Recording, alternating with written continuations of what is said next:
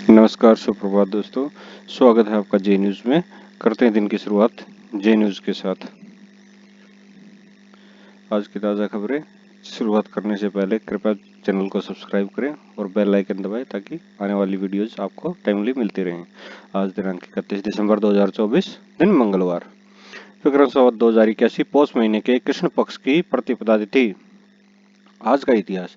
1861 चेरापूंजी असम में 22,990 मिलीमीटर बारिश हुई, जो विश्व में किसी भी स्थल पर होने वाली सर्वाधिक वर्षा है। 1929 में महात्मा गांधी के नेतृत्व में कांग्रेस के कार्यकर्ताओं ने लाहौर में पूर्ण स्वराज्य के लिए आंदोलन शुरू किया। 1945 से राष्ट्रसंघ का घोषणा पत्र के सत्यापन का कार्य पूर्ण हुआ। 1948 राजीव गांधी 40 वर्ष की उम्र में भारत के 7वें प्रधानमंत्री बने। 1988 परमाणु प्रतिष्ठानों पर हमला रोकने के लिए भारत और पाकिस्तान ने एक समझौते पर हस्ताक्षर किए और जो समझौता 27 जनवरी 1991 से प्रभावी हुआ। मुरादाबाद यूपी में मुस्लिम इलाके दौलत बाग में बंद होने के 44 साल बाद एक पुराना शिव मंदिर खोला गया। खुदाई में हनुमान जी, शिवलिंग और नंदी की प्रतिमाएं मिली। 1980 में दंगों में पुजारी की हत्या के बाद मंदिर बंद था। जिला प्रशासन ने कहा मंदिर को उसके मूल स्वरूप में लाने की कोशिश की जाएगी। तालिबान ने कहा कि वह अफगानिस्तान में महिलाओं को रोजगार देने वाले सभी राष्ट्रीय और विदेशी गैर सामूहिक समूहों एनजीओ को बंद करेगा। स्थानीय वित्त मंत्रालय ने तालिबान के नियंत्रण से बाहर के संस्थानों में महिलाओं के कामकाज बंद करने का आदेश दिया है और कहा है कि सहयोग नहीं मिलने पर संस्था का लाइसेंस भी रद्द किया जाएगा। केरल जुडिशियल सर्विसेज परीक्षा 2024 में दूसरा स्थान प्राप्त करने वाले यासीन शान मोहम्मद ने बताया कि स्कूली दिनों में वह औसत से भी नीचे दर्जे का छात्र थे। उन्होंने बताया कि वह एलएलबी की पढ़ाई के दौरान डिलीवरी बॉय का काम करते थे। यासीन ने बताया कि उनकी मां का 19 वर्ष की उम्र में तलाक हो गया था। केंद्र सरकार ने यूपी कैडर के 1993 बैच के आईपीएस अधिकारी विपुल कुमार को सीआरपीएफ का नया डीजी नियुक्त किया गया है। वह अनीश दयाल को 31 दिसंबर को सेवानिवृत्त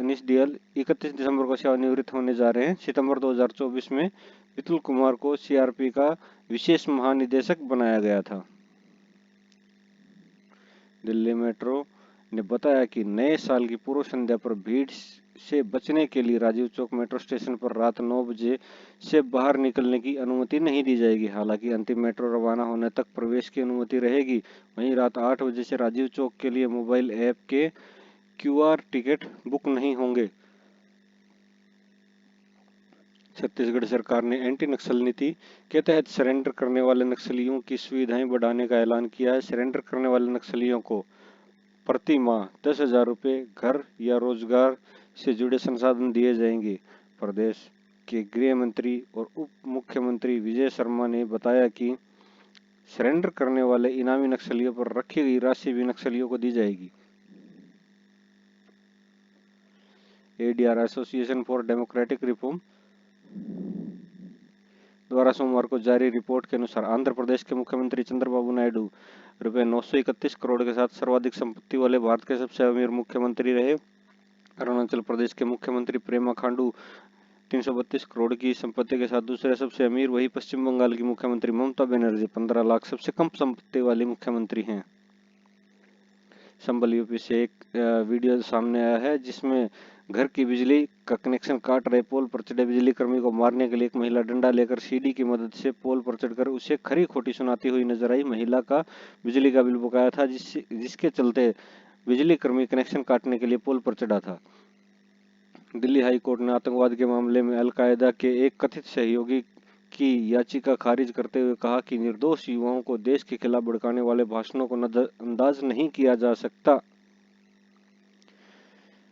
गोरखपुर से पत्नी से लड़ाई के बाद एक शख्स द्वारा शादी में मिली कार का लगातार चालान कटवाए जाने का मामला सामने आया है। चालान उसके ससुराल वालों को भेजे जा रहे थे। दरअसल गाड़ी का रजिस्ट्रेशन शख्स के ससुराल वालों के नाम पर है।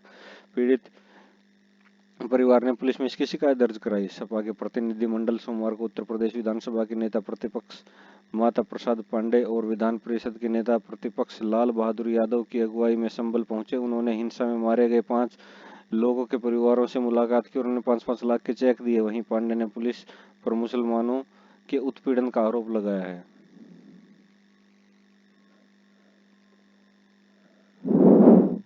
डिजी यात्रा के सीईओ सुरेश खड़गभावी ने इस रिपोर्ट का खंडन किया, जिसमें दावा किया गया है कि आयकर विभाग संभावित टैक्स चोरों की पहचान करने के लिए डिजी यात्रा ऐप के यात्रियों का डाटा ट्रैक कर रहा है।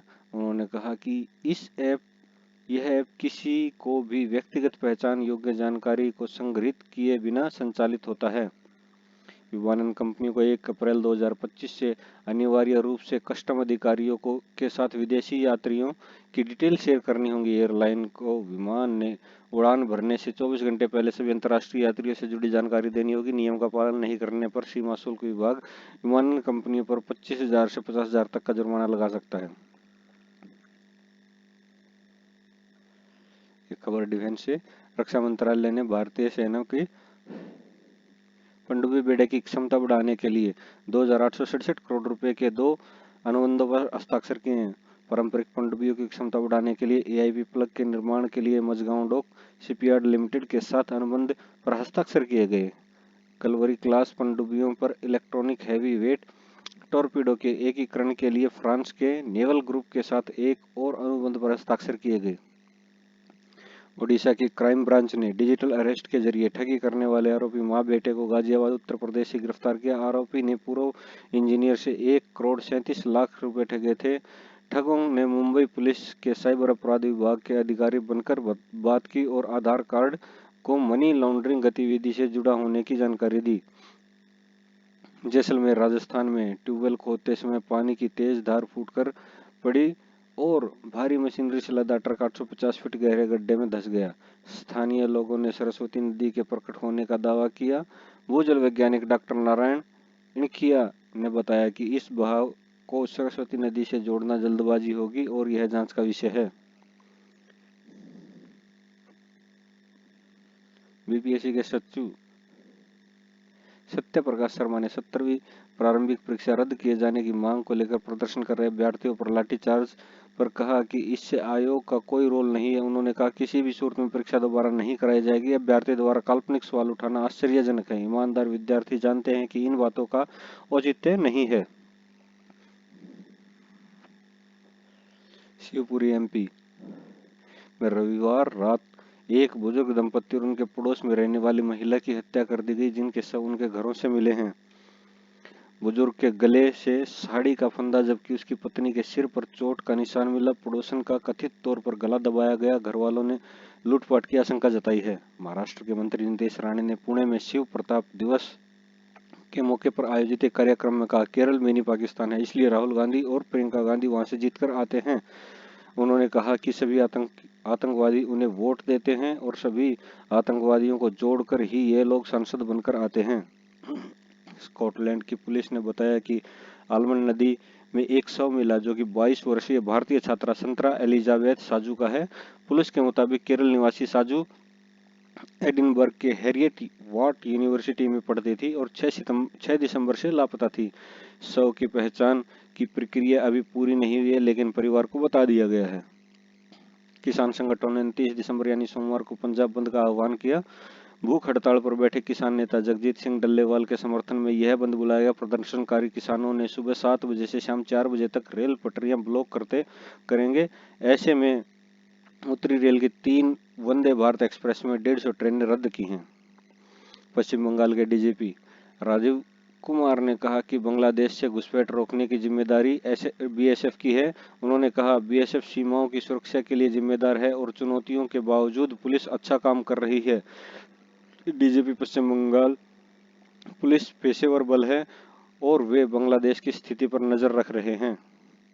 पुणे महाराष्ट्र में सेवानिवृत्त सैन्यकर्मी के परिवार की 2 महिलाओं को रेलवे टिकट कलेक्टर की नौकरी दिलाने का झूठा वादा करने वाले एक महिला और उनके सहयोगी के खिलाफ मामला दर्ज हुआ। महिला ने सेवानिवृत्त सैन्यकर्मी से 17 लाख ठगे हैं। उनके सहयोगी ने सेवानिवृत्त सैन्यकर्मी को जान से मारने की धमकी दी थी। रिपोर्ट के अनुसार पन्ना टाइगर रिजर्व एमपी में बाघिन P151 ने 3 शावकों को जन्म दिया। इन 3 शावकों को पर्यटन जोन में बाघिन के साथ रोड क्रॉस करते समय देखा गया। रिपोर्ट्स के अनुसार बाघिन P151 ने चौथी बार शावकों को जन्म दिया है। शावकों की उम्र 2 से 3 माह के बीच की है। रिपोर्ट के अनुसार यूट्यूब पर रेसलर लॉगन पॉल और MMA फाइटर कॉनर मैकग्रेगर को अगले साल मुंबई में होने वाली बॉक्सिंग फाइट के लिए $250 मिलियन यह मिलेंगे। यह फाइट अंबानी फैमिली द्वारा समर्थित होगी। इसे भारत के विजिट इंडिया पर्यटन अभियान के हिस्से के रूप में मुंबई के वानखेड़े स्टेडियम में आयोजित कराया जाएगा। इसरो के PSLV C60 ने सोमवार को श्रीहरिकोटा के स्पाडेक्स मिशन को लॉन्च किया। स्पाडेक्स स्पेस डॉकिंग एक्सपेरिमेंट का उद्देश्य दो छोटे अंतरिक्ष यान का उपयोग कर अंतरिक्ष में डॉकिंग टेक्नोलॉजी का प्रदर्शन करना है। यह टेक्नोलॉजी भारत के स्पेस प्रोजेक्ट जैसे चंद्रमा पर मानव भेजने, चंद्रमा से सैंपल लाने और भारतीय अंतरिक्ष स्टेशन के निर्माण संचालन के लिए महत्वपूर्ण है। अरबपति एलन मस्क ने ओपन AI के 26 वर्षीय भारतीय अमेरिकी विसल ब्लोअर सुचिर बालाजी की मौत को लेकर उनकी मां पूर्णिमा रामाराव के एक ट्विटर एक्सपोर्ट पर रिएक्ट किया है। मस्क ने कहा, यह सुसाइड की तरह नहीं लग रहा। दरअसल पूर्णिमा ने यह पोस्ट में लिखा है कि उनके बेटे की मौत आत्महत्या नहीं बल्कि हत्या थी।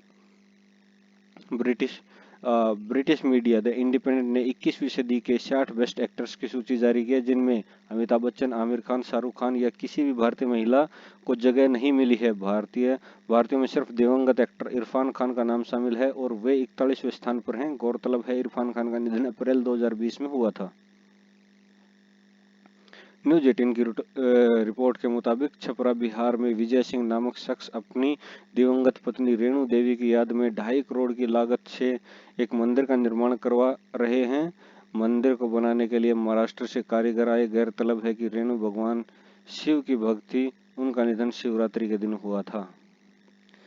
भारत में 31 दिसंबर को रात 3:57 ब्लैक मून दिखाई देगा। दरअसल यह दुर्लभ खगोलीय घटना है जो एक महीने में दूसरा नया चांद दिखने पर होती है, जब सूर्य और चंद्रमा एक दिशा में समानांतर हों और चंद्रमा का प्रकाशित भाग पृथ्वी से दूर हो तो यह नग्न आंखों के लिए अदृश्य होता है और आसमान काला दिखाई देता है। H1B वीजा पर भारतीयों के खिलाफ बढ़ते ऑनलाइन नक्सलवाद के बीच इस मुद्दे पर युद्ध तक जाने की कसम खाने के कुछ दिन बाद अरबपति एलन मस्क ने कहा कि H1B कार्यक्रम टूट गया है और इससे बड़े सुधार की जरूरत है। उन्होंने कहा, न्यूनतम वेतन बढ़ाकर और वीजा की वार्षिक लागत जोड़कर इसे आसानी से सुधारा जा सकता है। कर्नाटक के कलबुर्गी में भाग्यवंती मंदिर की दान पेटी में माँ मेरी सास जल्दी मर जाए लिखा 20 का नोट मिला, जिसकी तस्वीर सामने आई है। दरअसल दान पेटी भरने पर मंदिर प्रबंधन के लोगों ने उसे खोलकर नोटों की गिनती कर रहे थे। इस दौरान उन्हें यह नोट मिला। पेटी में 60 लाख रुपए की नकदी बरामद हुई है। ईडी ने मध्य प्रदेश के अलग अलग जगहों पर छापेमारी की है। ईडी ने सोमवार को कहा कि आय से अधिक संपत्ति अर्जित करने से जुड़े मनी लॉन्ड्रिंग मामले के तहत मध्य प्रदेश परिवहन विभाग के पूर्व अधिकारी सौरभ शर्मा और उनके सहयोगी के खिलाफ छापेमारी की गई। इस दौरान 33 करोड़ से अधिक की संपत्तियां जब्त की गई हैं। तालिबान के शीर्ष नेता ने ऐसे रिहायशी इलाकों में मौजूद इमारतों में खिड़कियों पर बैन लगाने का आदेश दिया है जो महिलाओं से जुड़ी जगहों की तरफ खुलती हैं। पहले से मौजूद खिड़कियों को भी बंद किया जाएगा। आदेश के मुताबिक महिलाओं को रसोई व आंगन में काम करते या कुएं से पानी भरते समय देखना अश्लील हरकत होती है। साल 2025 से जनरेशन बीटा की शुरुआत होगी, जिसमें 2025 से 2039 तक पैदा होने वाले सभी बच्चे शामिल होंगे। यह जेन अल्फा 2010 से 2024, जेन जी 1996 से 2010, मिलेनियम 1981 से 1996 और अन्य वृद्ध लोगों के बाद की पीढ़ी होगी। जनरेशन अल्फा शब्द देने वाले सोशल रिसर्चर मार्क मैक्रिडल के मुताबिक जनरेशन बीटा का भविष्य AI, सस्टेनेबिलिटी और वैश्विक जनसंख्या परिवर्तन के लिए परिभाषित होगा। बीजेपी नेता अमित मालवीय ने कहा कि राहुल गांधी नए साल का जश्न मनाने के लिए वियतनाम गए हैं, जबकि देश मनमोहन सिंह के निधन पर शोक मना रहा है। उन्होंने कहा, राहुल ने उनके निधन का राजनीतिकरण किया, लेकिन उनकी अवमानना अस्वीकार्य है। कांग्रेस नेता मणिक्कम टैगोर ने कहा, राहुल गांधी निजी यात्रा करते हैं तो परेशानी क्यों होती है। दिल्ली के उपराज्यपाल वी.के. सक्सेना ने मुख्यमंत्री आतिशी को एक पत्र लिखा। उन्होंने लिखा, कुछ दिन पहले पूर्ववर्ती मुख्यमंत्री अरविंद केजरीवाल द्वारा मीडिया के सामने आपको अस्थायी काम चलाऊ सीएम कहा जाना मुझे आपत्तिजनक लगा और मैं इससे बहुत आहत हूं। उन्होंने कहा, यह न सिर्फ आपका अपमान है, बल्कि आपकी नियुक्ता राष्ट्रपति द्रौपदी मुर्मू और मेरा भी अपमान है। मेलबर्न में ऑस्ट्रेलिया के खिलाफ बॉक्सिंग डे टेस्ट में भारत की हार के बाद ट्विटर पर हैप्पी रिटायरमेंट ट्रेंड करने लगा। दरअसल फैंस भारतीय कप्तान रोहित शर्मा, पूर्व भारतीय कप्तान विराट कोहली को संन्यास लेने की सलाह दे रहे हैं। गौरतलब, रोहित व कोहली ने मेलबर्न टेस्ट की दोनों पारियों में क्रमशः 12 और 41 रन बनाए हैं। हरियाणा के एक गांव का नाम पूर्व अमेरिकी राष्ट्रपति जिमी कार्टर के नाम पर है। 1978 में कार्टर अपनी पत्नी संग दौलतपुर नसीराबाद आए थे। इस यात्रा ने गांव वासियों पर गहरी छाप छोड़ी और उन्होंने गांव का नाम कार्टरपुरी रख दिया। कार्टर की मां लिलियन ने 1960 के दशक में पीस कॉमर्स के तहत भारत में बतौर स्वास्थ्य स्वयंसेवक काम किया। दिल्ली में 31 दिसंबर रात 8 बजे से लेकर 1 जनवरी तक के लिए ट्रैफिक एडवाइजरी जारी की गई है। इसके मुताबिक लोग अपने वाहनों से इंडिया गेट तक नहीं आ पाएंगे और वाहनों को जनपथ मंडी हाउस समेत कई अन्य रास्तों से डाइवर्ट किया जाएगा।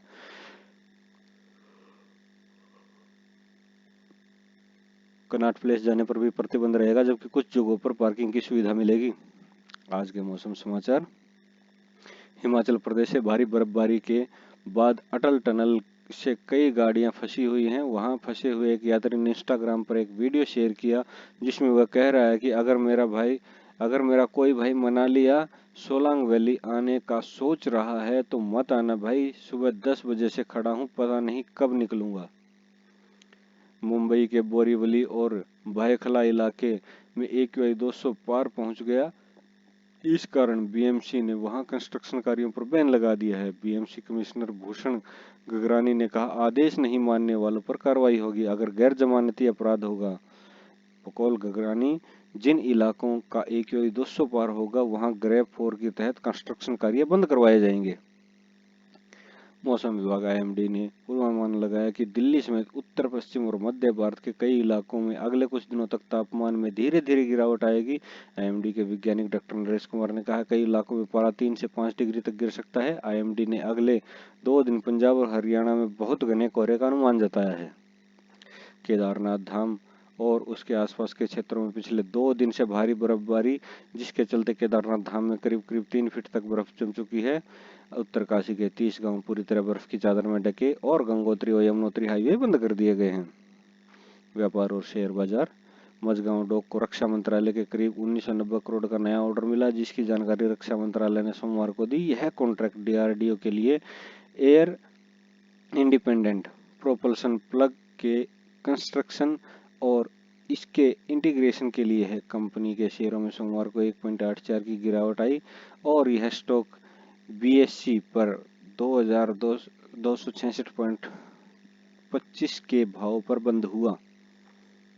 कर्मचारी समाधान सेवा प्रदाता जीनियस कंसल्टेंट्स की रिपोर्ट के मुताबिक तेजी से टेक्नोलॉजी को अपनाने के कारण कंपनियों में खामोश छटनी यानी साइलेंट फायरिंग बढ़ी है।